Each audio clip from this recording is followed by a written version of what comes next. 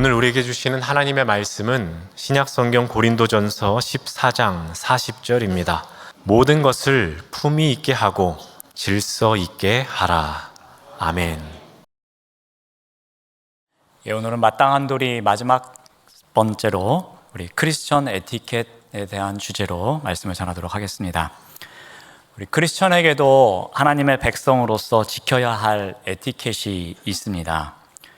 교회가 시험에 들거나 갈라지는 경우를 볼 때가 있습니다. 이런 경우에는 무슨 교리 때문에 그리고 신학적 문제 때문에 이런 일이 발생하지 않습니다. 대부분 서로에게 무례하게 굴고 그리고 함부로 대함으로 주고받은 상처들이 쌓였다가 폭발하는 경우가 많습니다.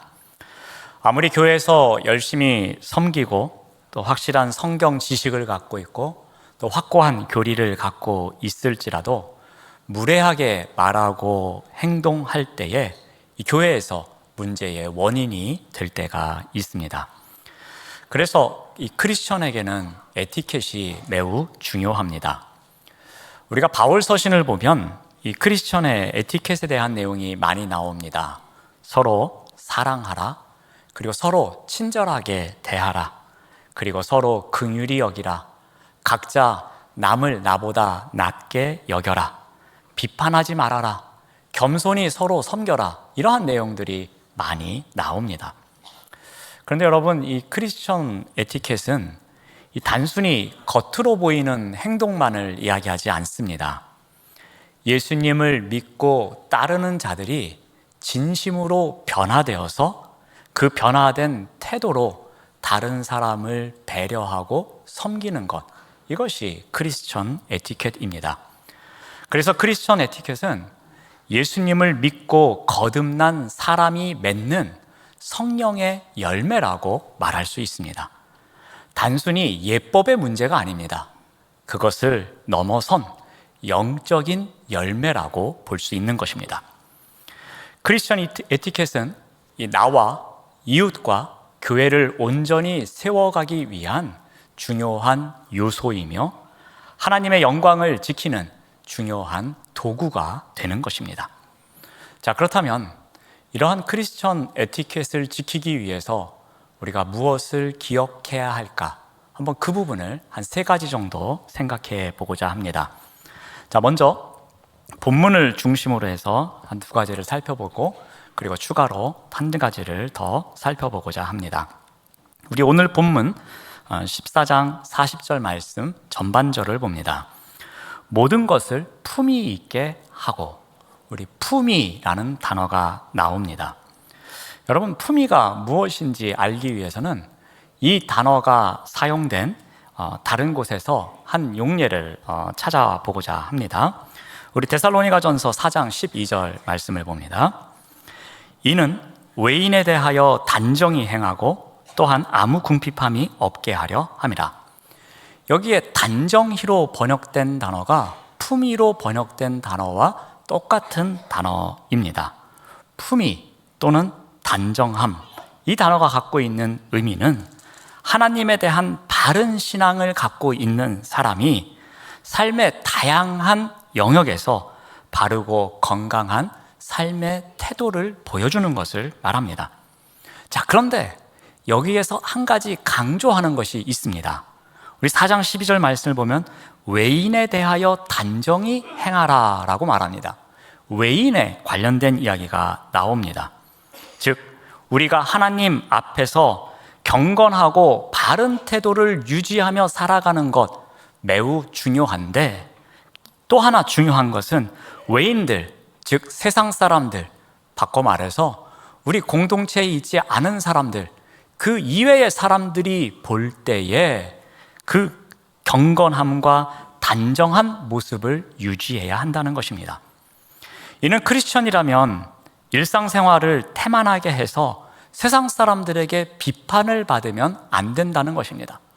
우리는 하나님을 섬긴다고 하면서도 우리의 말과 행동이 세상 사람들에게 비판을 받고 있다면 그것은 단정함이 아니라는 겁니다. 그것은 품위가 아니라고 성경에서 우리에게 가르쳐주고 있습니다. 적어도 사회에서 통용되고 있는 도덕적이고 상식적인 문제에 있어서 크리스천들은 그 이상의 실천을 해야 한다는 것입니다. 왜냐하면 하나님의 말씀은, 이 성경은 그 기준이 더 높습니다. 그 기준이 더 완벽합니다. 우리의 상식과 도덕적 기준을 뛰어넘습니다. 그런데 우리가 세상 사람들에게 아니 그것도 안 지키냐고 그렇게 비판을 받으면 안 된다는 것입니다. 한번 예를 들어 보겠습니다. 우리가 교회 주변에서 교통 질서를 잘 지켜야 합니다. 저희 교회 주차장에 들어올 때는 이 입구로 들어오기 위해서는 건물 2개를 돌아서 이렇게 일방통행으로 들어와야 됩니다.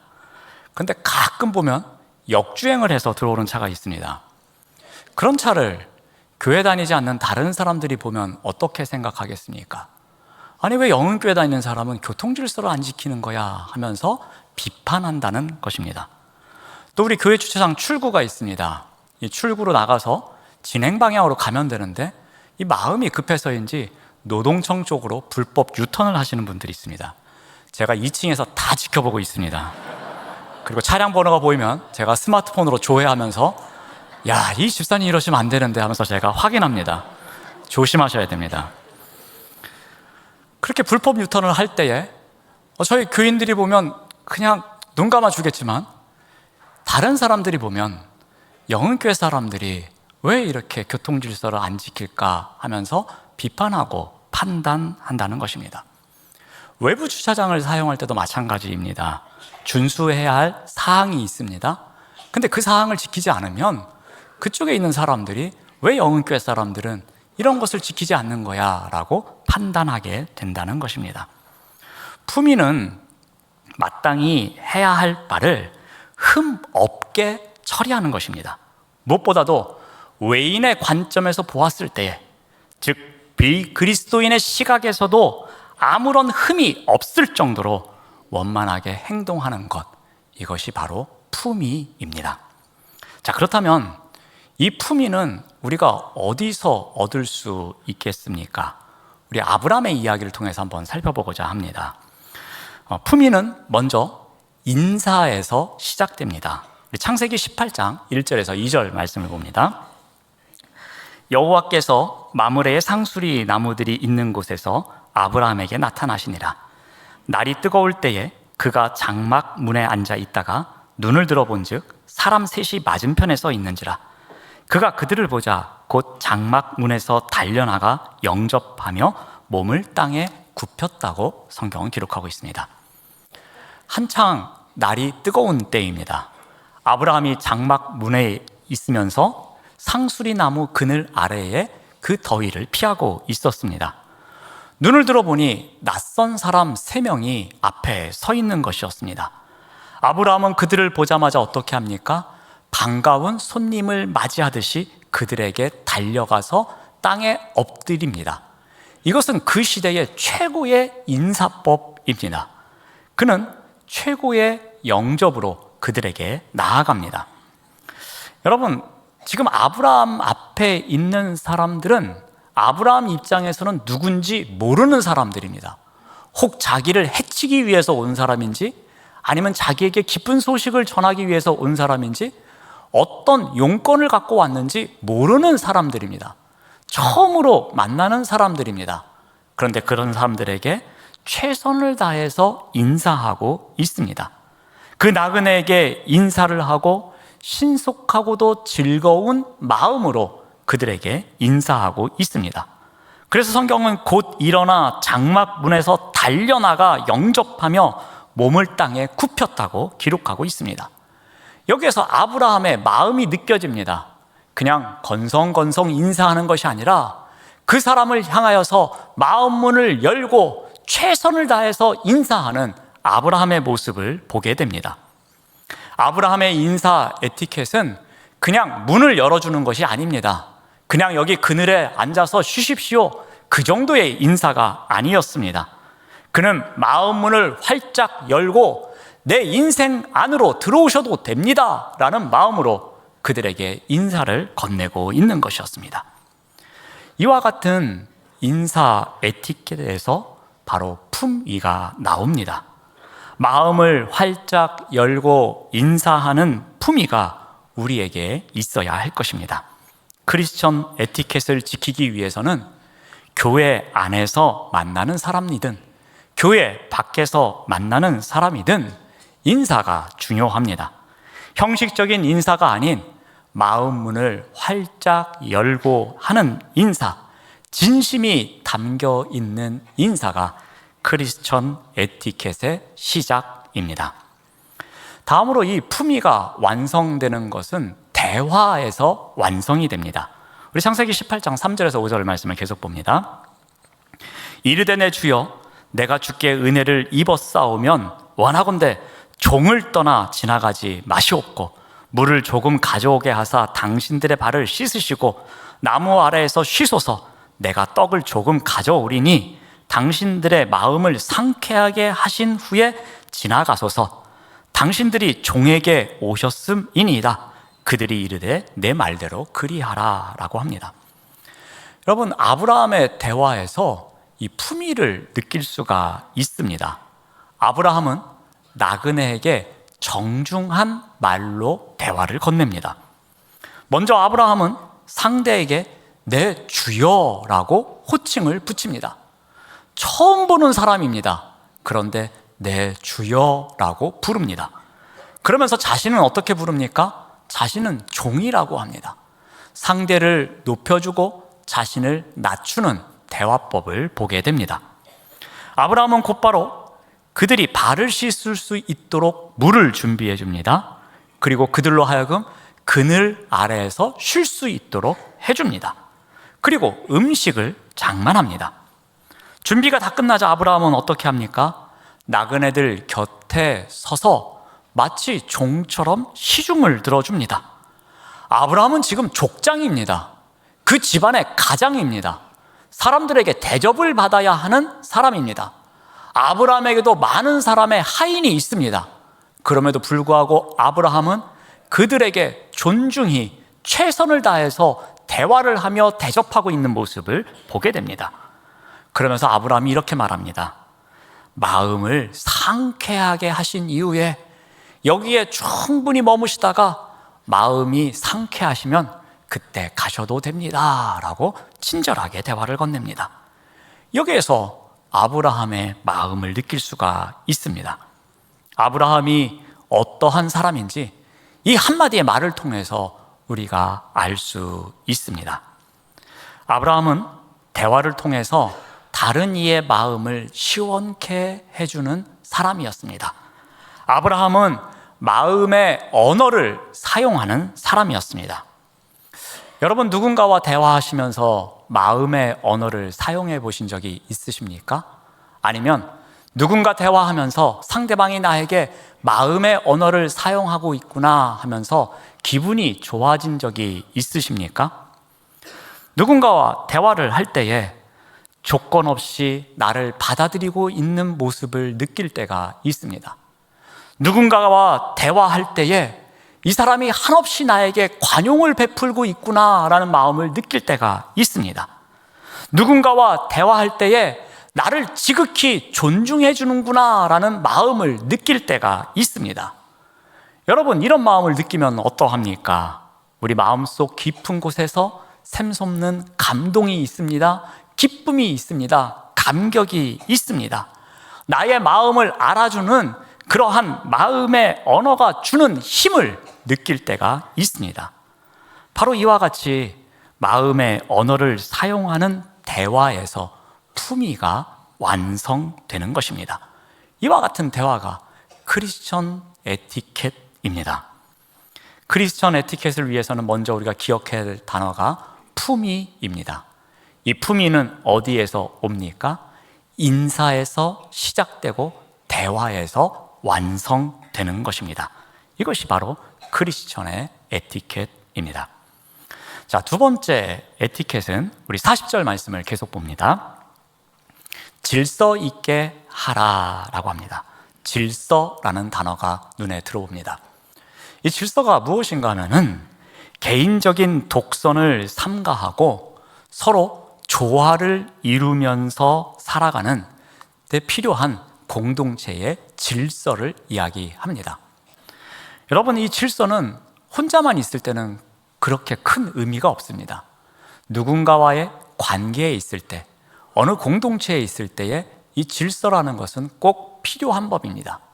그런데 이 질서가 지켜지기 위해서는 상대방과 나의 조화가 필요한 것입니다. 이 조화를 이루기 위해서 무엇이 필요한지 바울은 다음과 같이 이야기하고 있습니다. 우리 로마서 12장 3절 말씀을 봅니다. 내게 주신 은혜로 말미암아 너희 각 사람에게 말하노니 마땅히 생각할 그 이상의 생각을 품지 마십시오. 또 오직 하나님께서 각 사람에게 나누어 주신 믿음의 분량대로 지혜롭게 생각하십시오 라고 말합니다. 바울은 자신이 가지고 있었던 능력이 많았던 사람입니다. 그리고 탁월한 조건을 갖고 있었습니다. 그럼에도 불구하고 그는 자신이 생각하는 것 이상을 드러내지 않았습니다. 즉 생각의 선을 지키는 사람이었습니다. 그리고 믿음의 분량에 따라서 살아갈 수 있는 지혜가 있는 사람이었습니다. 그렇지만 다른 사람들이 부러워할 만한 조건들을 자랑하면서 그것을 강요한다거나 그 기준에 따라서 다른 사람을 판단하지도 않았습니다. 왜 이렇게 했겠습니까? 공동체 안에서 조화를 이루어 가기 위해서였습니다. 이 조화를 위해서 바울이 강조한 것이 두 가지 있습니다. 첫 번째가 바로 생각의 선을 지키는 것이었습니다. 사람은 지켜야 하는 생각의 선이 있습니다. 그러면 그 선을 넘어서는 생각을 해서는 안 됩니다. 우리가 선을 지켜야 한다는 것은 그 이상의 생각을 품는 것 또는 그 이하의 생각을 품는 것을 말합니다. 어느 한쪽으로 지나치게 치우치다 보면 그쪽 생각으로만 집착하다 보면 사람이 공동체 안에서 조화를 이루며 살아갈 수가 없습니다. 어느 한쪽으로 치우치는 생각이 지나쳐서 그 선을 넘어서게 되면 그 선을 넘지 않는 사람들과 조화를 이루며 살아가는 것이 어렵기 때문입니다. 바로 생각의 선을 지키라는 이야기는 서로 조화를 이루며 살아가는 가르침과 똑같은 것입니다. 또한 바울은 이렇게 이야기합니다. 믿음의 분량에 대한 이야기를 합니다. 우리는 하나님께서 허락하신 믿음의 분량을 갖고 살아갑니다. 근데 이 믿음의 분량은 천차만별입니다. 우리의 믿음의 정도는 다 다릅니다. 똑같은 사람은 한 사람도 없습니다. 내 믿음과 다른 사람의 믿음이 다릅니다. 그런데 하나님께서 주신 믿음의 분량입니다. 그러므로 나의 믿음의 분량이 소중한 만큼 다른 사람의 믿음의 분량도 소중하고 존중받아야만 합니다. 그런데 우리는 어떻게 합니까? 나의 믿음의 분량이 잣대가 됩니다. 그래서 그 잣대를 그 기준 삼아서 다른 사람의 믿음의 분량에 대해서 판단할 때가 있습니다. 비판할 때가 있습니다. 그런데 그러한 판단이나 비판보다 필요한 것이 무엇이라고 합니까? 인정해 주는 것입니다. 다른 사람의 믿음의 분량, 나와 다를 수밖에 없기에 그것을 인정해 주는 것이 필요합니다. 그래야지만 서로 조화를 이루며 살아갈 수 있다는 것입니다. 믿음의 분량대로 지혜롭게 생각하라는 말, 이 말은 서로 조화를 이루라는 명령이기도 합니다. 여러분, 교회는 각자 자기 믿음을 갖고 모여서 함께 신앙생활하는 곳입니다. 각자의 분량이 있기에 그러한 사람들이 모이는 이곳에는 질서가 필요합니다. 근데 이 질서는 어디에서 만들어집니까? 서로 조화를 이루고자 하는 마음에서 이루어지는 것입니다. 마땅히 생각할 그 이상의 선을 넘지 않는 것, 즉 생각의 선을 지키는 것, 그리고 믿음의 분량, 하나님께서 주신 그 믿음의 분량을 서로 인정해 주는 데서, 이러한 지혜를 갖는 데서 만들어내는 조화, 이 조화가 바로 질서를 가져온다는 것입니다. 그런데 이와 같은 마음을 갖기 위해서 필요한 것이 있습니다. 그것을 바울은 무엇이라고 이야기했냐면은 내게 주신 은혜로 말미암아라고 표현하고 있습니다. 내게 주신 은혜가 있기에, 그 은혜를 내가 알기에, 그 은혜에 내가 감격하며 살아가기에 나는 생각의 선을 넘지 않겠습니다. 나에게 주신 믿음의 분량에 감사합니다 라면서 살아가야 한다는 것입니다. 내게 주신 은혜로 말미암아 나를 드러내는 데 있어서 그 선을 넘지 않겠다는 겁니다. 내게 주신 은혜로 말미암아서 내 믿음의 분량에 따라 살아가는 가운데 서로가 서로를 인정하며 살아가겠다는 것입니다. 바로 이 믿음이 서로 조화를 이루며 살아가게 한다는 것입니다. 이것이 질서이며 크리스천의 에티켓입니다. 첫 번째 단어는 품위였습니다. 두 번째 단어는 질서였습니다. 이제 세 번째입니다. 세 번째는 여유입니다. 우리 미국의 어느 신학교에서 실험을 했습니다. 누가복음 10장에 나오는 선한 사마리아인의 비유를 통해서 이 주제를 갖고 학생들에게 한 가지 실험을 했습니다. 이 신학생들에게 먼저 질문을 합니다. 여러분은 왜 신학을 공부하십니까? 왜 목회자가 되려고 하십니까? 라고 질문했습니다. 그랬더니 신학생들이 우리는 나중에 목사가 되어서 다른 사람들을 돕는 일을 하고 싶습니다. 그래서 신학 공부를 합니다. 이렇게 답변을 합니다. 그렇게 답변한 자들에게 이 선한 사마리아인 비유를 짧은 설교를 준비하도록 했습니다. 그리고 지정된 강의실에 가서 그곳에 모여있는 사람들에게 설교를 하는 프로젝트를 내줬습니다. 자, 이런 프로젝트를 내준 다음에 이 실험을 하는 심리학자들이 연극 배우 한 명을 고용합니다. 그리고 그에게 학생들이 가는 길에 누워 있도록 합니다. 매우 가난하게 보이고 그리고 병이 걸린 모습을 하고 시름시름 앓는 모습을 하면서 그 학생들이 지나는 길목에 누워 있으라고 시켰습니다.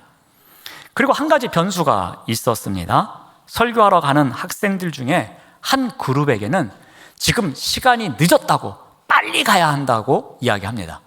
그리고 다른 한 부류에게는 아직 시간 여유가 있습니다. 몇 시까지 가시면 됩니다 라고 이야기를 했습니다.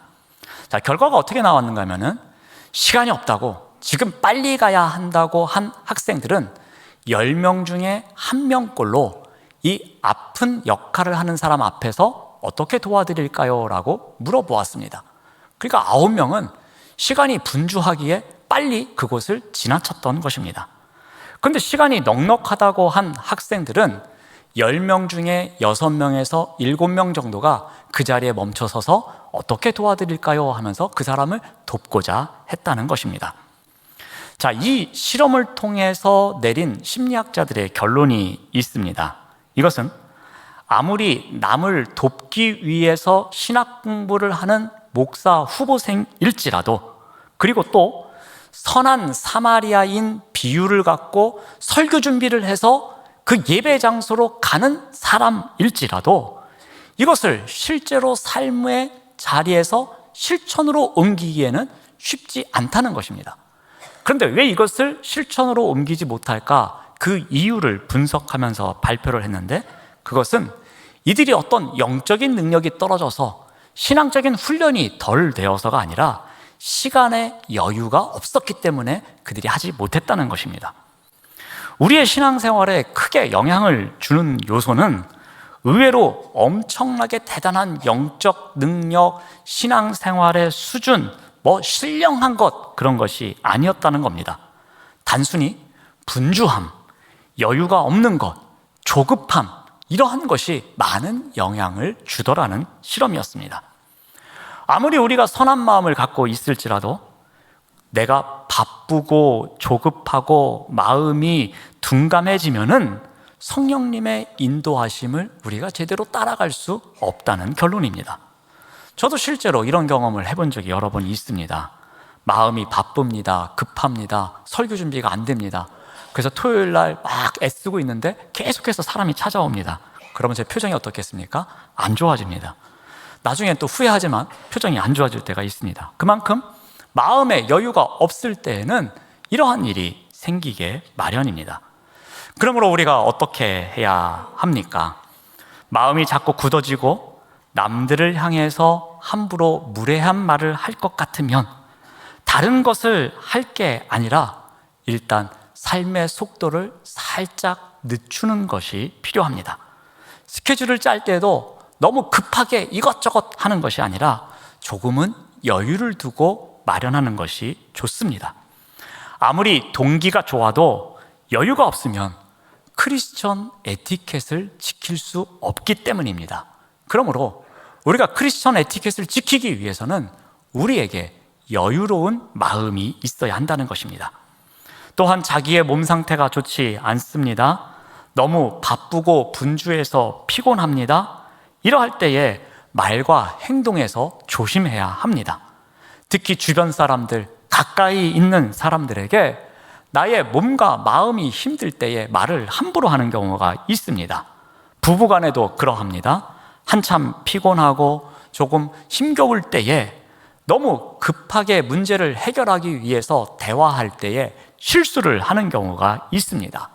이런 경우에는 조금의 쉼을 갖고 여유를 갖는 가운데 조금 기도하고 난 이후에 대화를 이어가는 지혜가 필요합니다. 그렇지 않고 지쳐서 예민해져 있는 상황에서 대화를 하면 후회할 말들을 내뱉을 때가 많이 있다는 것입니다. 많은 사람들이 상태가 안 좋을 때에 충동적으로 무엇인가를 결정할 때가 있습니다. 나 이거 안 할 거야. 나 이번에 교회 옮길 거야. 사랑하는 사람들인데도 불구하고 말을 막 할 때가 있다는 것입니다. 피곤하고 지친 상태는 시간이 지나면 곧바로 회복될 수는 있습니다.